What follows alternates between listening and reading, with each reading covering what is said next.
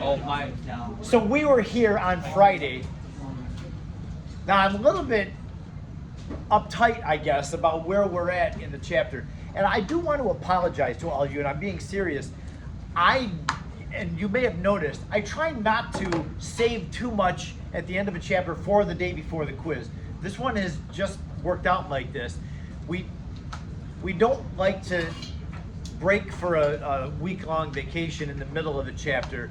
I think that over the spring break, I'd rather have you start thinking about the AP exam and starting to review for that, more so than just a chapter test here. I think we would kind of win the battle but lose the war.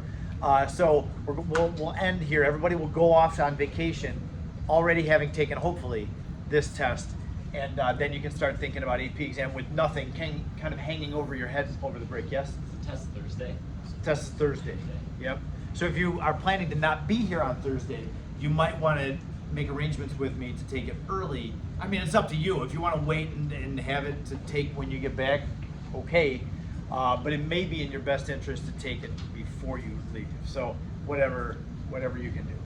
And I'm not going to get mad if you wait until after you're back. I just trying to think of the best thing for you. Okay, so anyway, we were here on Friday. This was the last thing that we talked about, how every successive ionization energy increases, and we just looked at that in the reading quiz. Where you really have a big jump or a noticeable jump in ionization energy, which one? It's the one where we get to a noble gas configuration like magnesium. When it loses 2 electrons, the second one takes more than the first one. But to take the third electron off, after the second one came off, it had a noble gas configuration. So taking that third electron off, magnesium says, hey, I'm stable this way. You can get an electron off, but you're going to have to work at it now. And so look at that jump. It takes about 5 times more energy to take the third energy or electron off. So yeah, just be able to answer things like this.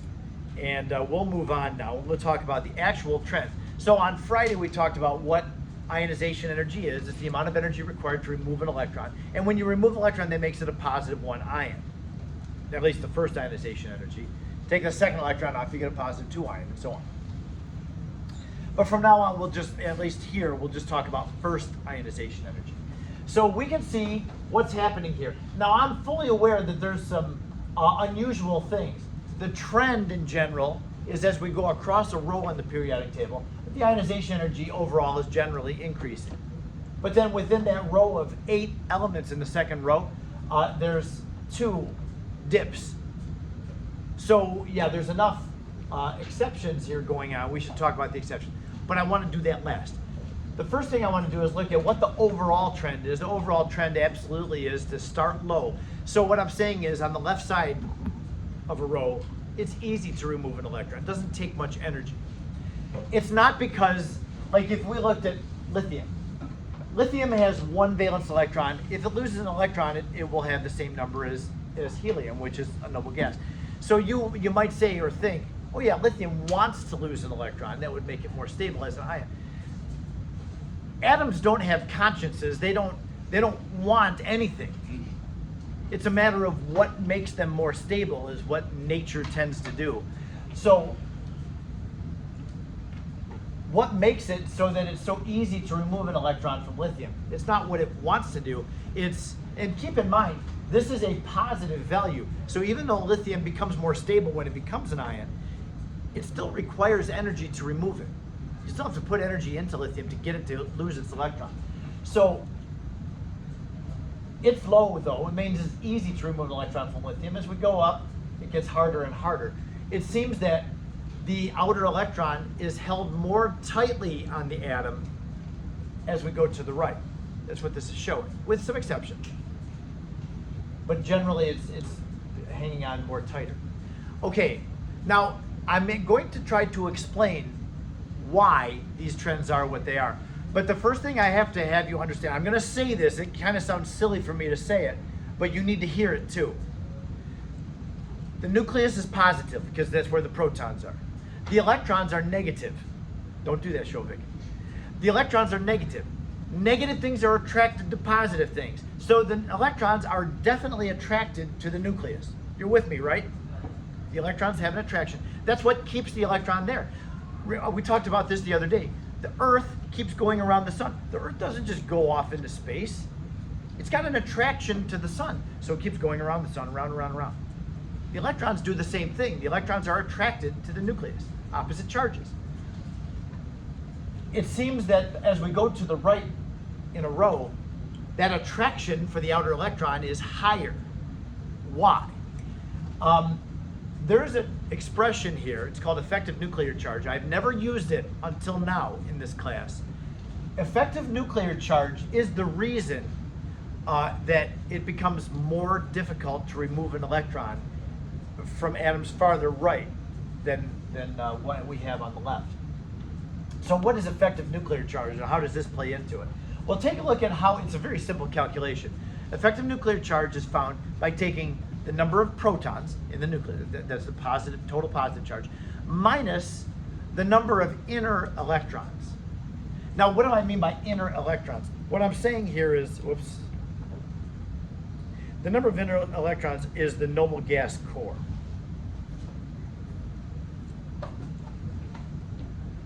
So for something like lithium, lithium's electron configuration is helium core 2s1. So the helium core there, the inner filled energy levels are the noble gas core.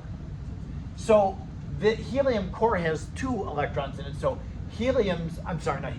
lithium's effective nuclear charge would be 3, which is its number of protons, minus 2. So lithium has a positive 1 effective nuclear charge. Sodium underneath lithium has a positive 1 effective nuclear charge because you do it the same way. Sodium, I'll just put it up here. I'm not going to do this for all of them. Sodium has a neon core 3s1. So sodium's effective nuclear charge would be 11 protons minus 10 inner electrons. So hopefully with just 2 examples, you'll see elements in the same family have the same effective nuclear charge. All the alkali metals have an effective nuclear charge of 1, positive 1. All the alkaline earth have an effective nuclear charge of positive 2. All of the boron family, I'm jumping over the transition metals. Boron family, they have an effective nuclear charge of 3, positive 3. And we go all the way over. The noble gases have an effective nuclear charge of positive 8, which means that as the effective nuclear charge goes up, you've got a higher positive charge, and that higher positive charge is drawing that outer energy level of electrons in more. Now, this is going to take a little bit of repetition for you to truly get a grasp on what effective nuclear charge is. I want to mention it now and encourage you as you study for the AP exam. And the College Board gives really good review videos that I'll be telling you about, and I'll provide links to you to watch the College Board's like chemistry video reviews. They're good. And I would really encourage you to make the time to watch those. They will use this term a lot, and you'll see explanations of things where they're using the term effective nuclear charge. Try to use that. Get to the point where you've understood it well enough that you can use it. When you write, and we only use this effective nuclear charge term when we're comparing elements in the same row. That's when it matters. Like what happens across a row? Well, you can say the effective nuclear charge is increasing, therefore, whatever property they're talking about. Like in this case, we're looking at how much do we have to work to get the electron off? Well, because the effective nuclear charge goes up as we're going to the right. The nucleus is drawing the electrons in more tightly, and therefore it requires more energy to remove an electron. Be able to use this term on the AP exam. When they ask you a question about comparing the properties of elements in the same row, if you use this expression, the reader's going to say, oh yeah, they know what they're talking about. They'll even stop reading your answer. And I'm being serious. Yep. Frankly, that's what I do. If I see that you're using the terms that I give you, and it seems like you have, sometimes I'll just look for, you'll have a paragraph answer, I'll just look for a term. And then as soon as I see it, check, go on to the next one. So, seriously, I'm being absolutely serious, use that term. That's a buzz term that they love. And I have another buzz term for the comparison down a family too, that we'll definitely want to see. All right, so let's look at the exceptions. What's going on? Now we see that there's a dip here and there's a dip here, just within the second row of the periodic table, like the first full row. And then when we go to the third row of the periodic table, we have this dip. And then we have this, it's not quite following the trend there. We had a dip between N and O and kind of a level off there between P and S. Why? Okay, for beryllium and boron, I want you to look over here and compare the energy, well, the energy level diagram, or the electron arrangement of beryllium and boron. Beryllium has 4 electrons. I'm not counting the first 2. I mean, in 4, I'm counting the first 2. Beryllium's atomic number is 4. It's got 4 total electrons. But what I've shown up here is only the valence electrons, the outermost electrons. So the 1s isn't shown. Beryllium has those 2 electrons and 2s. So if we are removing an electron from beryllium, we're taking one out of 2s, yes? Now, we want to take the outermost electron off of boron. Boron has 3 valence electrons. It's got a total of 5. It's got 2 inner electrons there, the helium core, and then 3 valence electrons. Now the effective nuclear charge of boron is higher.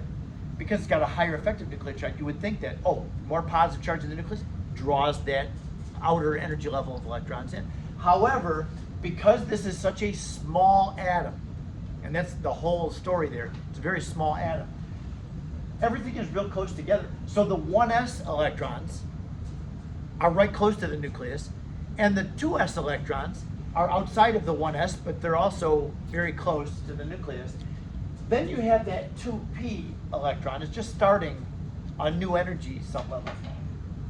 That electron is kind of, remember how the s sublevel is spherical in shape, and then the p's are the dumbbell shape outside of the s? That 1p electron is kind of not able to feel the nucleus as much, a little farther out. And the nucleus in the first place is very small. It's only got 5 protons in it, so it's this dinky little proton nucleus. I know it's got a high effective nuclear charge, but with that 1 electron kind of out there in a new energy sublevel, it doesn't feel the nucleus as much. So it's actually a little bit easier to remove that electron, even though you've got a more positive nucleus, than this electron. And that's because this is just an S. Still, we have the 4 electrons of beryllium able to feel the charge of that nucleus a little bit better. That 1 outlier there doesn't feel the nucleus as much. So the term that we use there is a shielding effect. The 2p electron up there is kind of shielded from feeling the positive charge of the nucleus. So it's easier to take it off. That's the exception there with boron. We've got a shielding effect. Now what about with nitrogen and oxygen? Let's see, can we see that on the board? Nitrogen and oxygen are compared down here. Nitrogen has 7 electrons, 5 valence electrons, because we've got the 2 1s electrons. They're not shown here. But the 5 valence electrons, you got 2 in 2p and then 3 in, said that wrong. We got 2 in 2s and then 3 in the 2p. Oxygen is farther to the right. It's got a higher effective nuclear charge. It's got 1 more proton in the nucleus. So you'd think, oh, more positive charge draws that second energy level in more. But oxygen is the first element to have this pairing up within the p's going on. Up until nitrogen, all of the p electrons get their own space. They don't have to share it with anybody else. Oxygen is the first element to have to put 2 electrons into a p sublevel. Remember those dumbbell-shaped p sublevels? Now, first of all, let me just say this before I go on with the oxygen. We don't know this for a fact. We can't say with certainty this is why it's easier to remove an electron from oxygen. This is the best guess we have. I can't go up to oxygen and ask, oxygen, why is it easier to remove an electron from you than nitrogen? You have a higher positive charge in the nucleus. If I did that, oxygen wouldn't answer me. So, because we can't get a good, clear answer from oxygen, we're stuck just trying to take the information that we have and make some analysis. And so, the best theory that we have, and this is a theory, and I admit everything really that we use to explain anything is a theory. Schrodinger's model is a theory. It could be proven wrong. And then we'll have to unlearn some things. So with oxygen, we think it's because there's some repulsion going on. It's like a sibling rivalry. We're having some sharing going on in the first of the sharing in the 2p. And the nucleus, it has a higher effective nuclear charge than nitrogen, but not enough so that it's easier for the oxygen to lose that electron. Sorry that my voice isn't very good, more sound goofy. So that is that's what we think. Now this kind of thing, the AP exam writers love to ask about. They like to ask about the exceptions. So don't just gloss over them and not think about them. Do think a lot, because they'll be asking about it. You'll see as you review, these things come up. Okay, it's just about lunchtime, and I'm now. Let's just finish this ionization energy.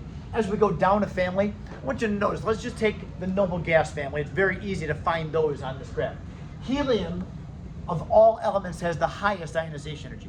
If you want to take an electron off the atoms, helium is going to take the most work to get an electron off. It's got the highest ionization energy. You have to add the highest amount of energy. Second highest is neon. As we go down here, fluorine looks like it's way up there too, but argon is also. So in the noble gas family, helium is the highest. It seems to be going down as we go down a family. Look at the alkali metals. They're easy to find too. Lithium, sodium's a little bit lower, potassium's lower than sodium. So as we go down a family, it's becoming easier and easier to remove an electron because you're layering a new energy level of electrons on, so it has to go on the outside of the previous energy level. So the outside electrons can't feel the nucleus as much. That makes it easier to remove an electron from. The bigger atoms get, the easier it is to remove an electron. Now we also have the more, and I know it's time to go to lunch, so I'll stop here. The more layers you have, the less the outer electrons can feel the nucleus because they've got all these electrons in front of them that can feel the nucleus better. It's called a shielding effect. This is the other buzz term, shielding effect. I'll talk about that more after lunch. Go ahead to lunch and we'll come back.